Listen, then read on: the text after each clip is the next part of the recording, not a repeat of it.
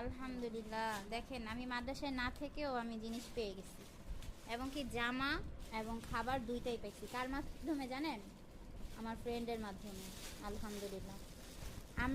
আমি এক জায়গা থেকে পড়ে আসছি এবং আমার ফ্রেন্ডও পড়ে আসছে।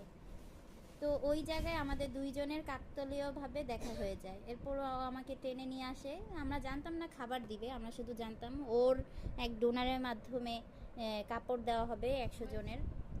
তো ও বললো যে তুমি আসো, টেনে টুনে নিয়ে আসলো। তারপর দেখলাম খাবারও দিছে, এই যে স্টার কাবাবের বিরিয়ানি, ইফতার এবং হচ্ছে কাপড়।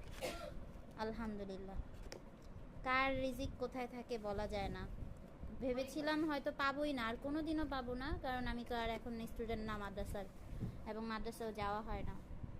কিন্তু রিজিকে থাকলে অবশ্যই পাওয়া যায়, সেটা কেউ কেড়ে নিতে পারে না। আলহামদুলিল্লাহ।